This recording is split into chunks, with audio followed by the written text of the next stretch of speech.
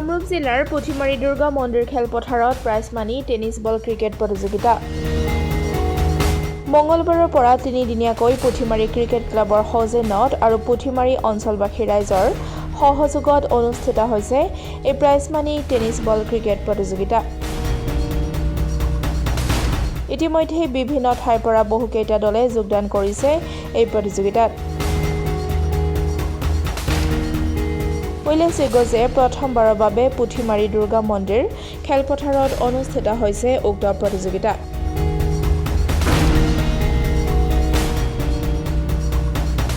আনহাতে ভৰ্তি মাচুল 1200 টকাৰ পৰিৱৰ্তে নিৰ্ধাৰণ কৰা হৈছে প্ৰথম পুৰস্কাৰ 20,000 টকা আৰু দ্বিতীয় পুৰস্কাৰ 12,000 টকা। গতিকে বিভিন্ন ক্ৰিকেট দলসমূহক আমন্ত্ৰণ কৰাৰ লগতে ক্ৰীড়াপ্ৰেমী ৰাইজৰ উপস্থিতি আৰু সহায় সহযোগিতা শ্ৰদ্ধাৰে কামনা কৰিছে আয়োজক সমিতিয়ে।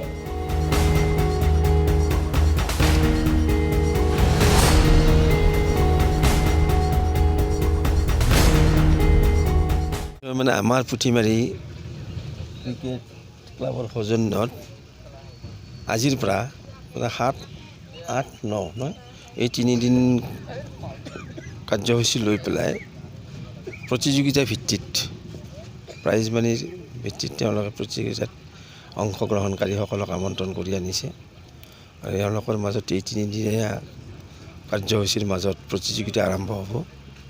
আজি প্ৰথম দিন, কাইলৈ আছে আৰু পৰহি। আৰু ইয়াৰ উদ্দেশ্যটো হ'ল কি যে ইয়াত অকল পূজা ফিল্ড দেখিছে আপোনালোকে, পূজা ফিল্ড বাৰোৱাৰী পূজা সমিতিৰ ফিল্ড। পূজা সমিতি অকল পূজা সমিতি কৰি থকা নাই, পূজা কৰি থকা নাই।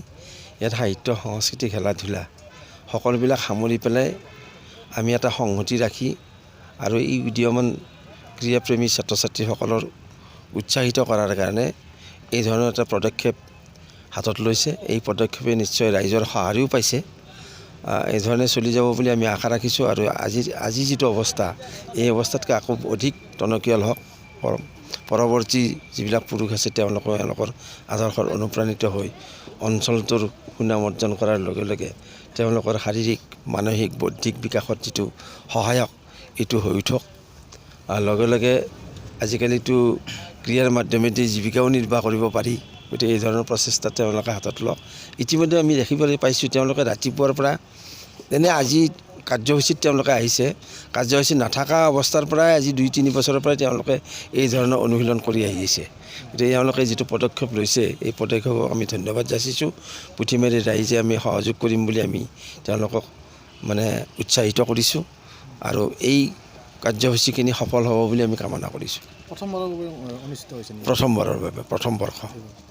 ইয়াত কিমানটা দল যোগদান কৰিছে?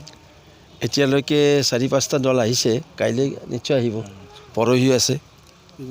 বিভিন্ন অঞ্চলৰ পৰা, বিভিন্ন ঠাইৰ পৰা, অঞ্চল নহয় আচলতে জিলাও হৈছে। গুৱাহাটী যেতিয়া হৈছে, কাহিলীপাৰাৰ পৰা আহিছে এটা দল আৰু নিশ্চয় আহিব। এই ধৰণৰ শুভ উদ্বোধনীটো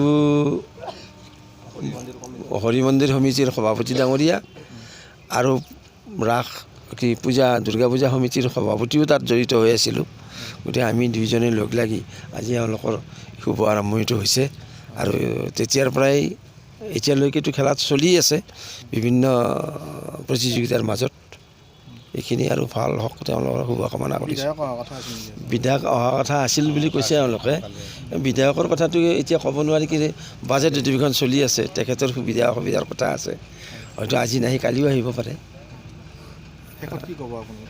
শেষত আমি ক'ম যে আপোনালোকে আমাক আপোনালোকৰ চেনেলৰ জৰিয়তে পুথিমাৰী অঞ্চলত যে এখন প্ৰতিযোগিতামূলক খেল হৈছে, এই খেলৰ মাধ্যমে যে ভৱিষ্যত প্ৰজন্মৰ এটা হ'ব,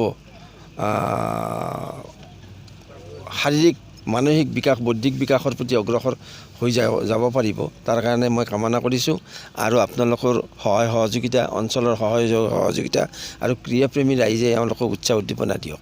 পুথিমাৰী ক্ৰিকেট ক্লাবৰ উদ্যোগত আৰু পুথিমাৰী অঞ্চলবাসীৰ সহযোগত আমি 7, 8, 9 তাৰিখে এখন প্ৰাইজ মানি ক্ৰিকেট প্ৰতিযোগিতা আৰম্ভ কৰিছোঁ। আজি প্ৰথম দিনা আৰু আমি এই খেলখনৰ প্ৰথম পুৰস্কাৰ ৰাখিছোঁ 20,000 টকা, ছেকেণ্ড প্ৰাইজ 12,000 টকা আৰু লগতে প্ৰত্যেকখন মেচতে মেন অফ দ্য মেচ থাকিব আৰু ফাইনেলৰ দিনা আমি মেন অফ দ্য ছিৰিজ ঘোষণা কৰিম। আৰু লগতে প্ৰতিযোগিতাখনৰ জইন ফিজ থাকিব 1200 টকা। আৰু আমাৰ 3দিনীয়া কাৰ্যসূচী হিচাপে আজি আমাৰ মাজত 10টামান টীম আছিলে আৰু এতিয়াও আহি আছে। আশা কৰোঁ আমি এই 3 দিনত ভাল খেল এখন অনুষ্ঠিত কৰিবলৈ সক্ষম হ'ম। ডে নাইট খেলা হয় ন? ডে নাইট নহয়, ডে হ'ব। আমি আশা কৰোঁ অহা বছৰ আমি যদি গোটেইখিনি লগ হৈ আকৌ থাকোঁ তেতিয়াহ'লে ডে নাইট খেলা অনুষ্ঠিত কৰিবলৈ সক্ষম হ'ম। লগতে ৰাইজৰ বিপুল সহায়ো বিচাৰিম আমি। ভৱিষ্যতে পৰিকল্পনা কি আছে খেলাখনৰ ওপৰত? এয়া আমাৰ প্ৰথম বাৰ্ষিক খেলা। আমি আশা কৰোঁ অহা বছৰ যদি গোটেই ৰাইজে সহায় কৰে তেতিয়াহ'লে আমি এখন ইয়াতকৈ ডাঙৰ খেলা অনুষ্ঠিত কৰিবলৈ সক্ষম হ'ম। লগতে ভাবিছোঁ অহা বছৰ আমি এখন ডে নাইট মেচ আয়োজন কৰিম। খেলাখন পতাৰ ক্ষেত্ৰত কিবা সহায় পোৱা গৈছে নেকি ৰাইজে? হয়, পুঠিমাৰী অঞ্চলবাসী আমাক বহুখিনিয়ে সহায় কৰিছে। লগতে আমাৰ লগত খেলি থকা ল'ৰাবিলাকে আমাৰ ইণ্ডিভিজুৱেলিও সহায় কৰিছে আৰু কিছুমান বিশিষ্ট ব্যক্তিও আমাৰ লগত আছে। লগতে আমাৰ পুঠিমাৰী অঞ্চলৰ ব্যৱসায়িক সন্থাবিলাকো আছে।